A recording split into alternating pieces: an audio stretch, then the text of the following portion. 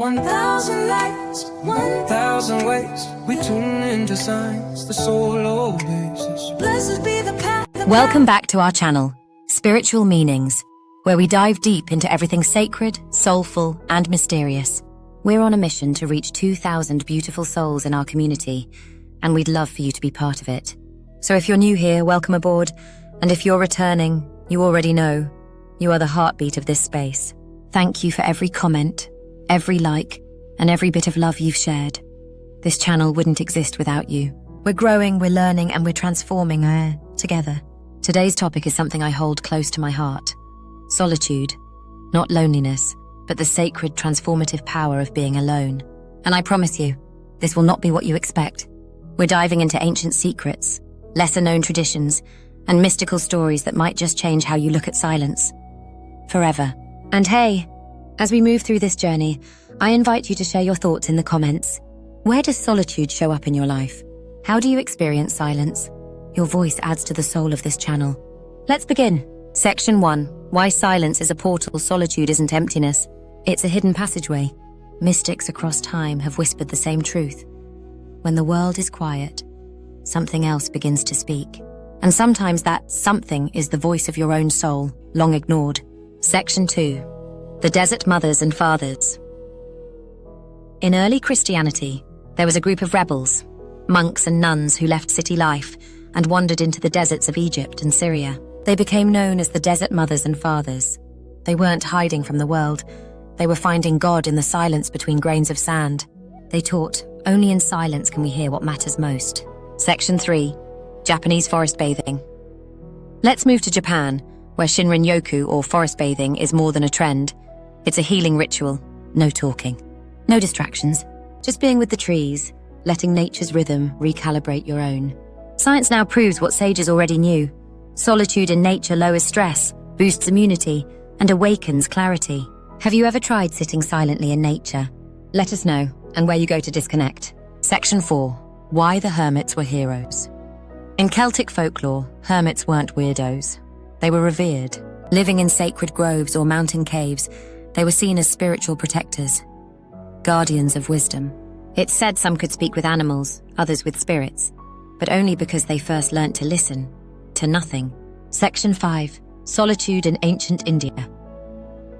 The great texts of India, the Vedas and Upanishads, were born from quiet minds in forests. In Hinduism, the concept of Vanaprastha is a life stage where one leaves worldly duties to seek spiritual truth. Not to escape, but to embody clarity. That transition was once seen as the highest honor. Section 6. The Inuit way of listening. Among Inuit elders, solitude isn't about meditation. It's about deep listening. They believe that when you go alone into the snow, the land speaks to you. Sometimes it's through wind, other times through animals. But always, it's a message meant just for you. Have you ever had nature speak to you? Maybe a bird's flight, a sudden breeze? Drop it in the comments. Section 7. Time travel through solitude. Here's a theory. When you sit alone in silence, you time travel. Why? Because memory and imagination become clearer. You're not in the now. You're exploring what was and what could be. That's why some believe silence is the true gateway to prophecy. Section 8. When solitude turns into magic, in Haitian Vodou, certain rituals must be done in isolation. Why? Because they say the spirits only visit when your mind is still. Drumming, chanting, then silence. That's the recipe for invocation. Fascinating, right? Section 9. The wounded healer and the cave. There's a Greek myth about Chiron, the wise centaur. After being wounded, he retreated into a cave. And there, in solitude, he became the first healer. The message? Sometimes our deepest pain leads us to our greatest purpose, but only if we face it, alone. Section 10. Modern science meets ancient wisdom. Solitude isn't just spiritual, it's neurological. Brain scans show that when we're alone, the default mode network lights up. This is the part of your brain linked to self-awareness, memory, and imagination. So yes, science backs the mystics on this one. Section 11. Dreams and solitude. Did you know? Solitude can deepen your dreams. Tibetan monks report lucid dreams during silent retreats. Indigenous shamans use isolation huts to dream journey into the spirit world. Solitude doesn't just quiet the outside, it awakens the inner cosmos. Section 12. The secret rooms of the soul. Imagine your soul as a house, Every time you enter solitude, you open a locked door.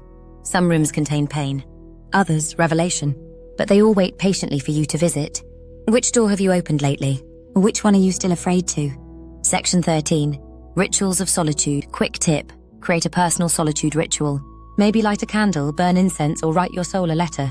Make it sacred. Because when you do, your soul begins to trust you again. Section 14. Community through solitude. Here's the paradox. Solitude actually deepens connection. Why? Because the more whole you become alone, the more authentic you are with others. It's not about isolation. It's about integration. From me to we. Section 15. Final reflection. So, what is your relationship with solitude? Do you crave it? Fear it? Resist it? Let's talk. Drop A in the comments if you're ready to embrace it, or if nature's your chosen path, or just share your truth. This is your space too. Before we go, thank you for being here, for listening, for being brave enough to journey inward. You are never alone on this path. This is your soul tribe. If you haven't yet, hit that subscribe button. And if this video touched you, drop a like and share it with someone who might need a little solitude in their life. From our heart to yours, may your path be clear, your mind be still, and your spirit be at peace. We'll see you in the next one. Until then, keep seeking, keep shining, and keep listening.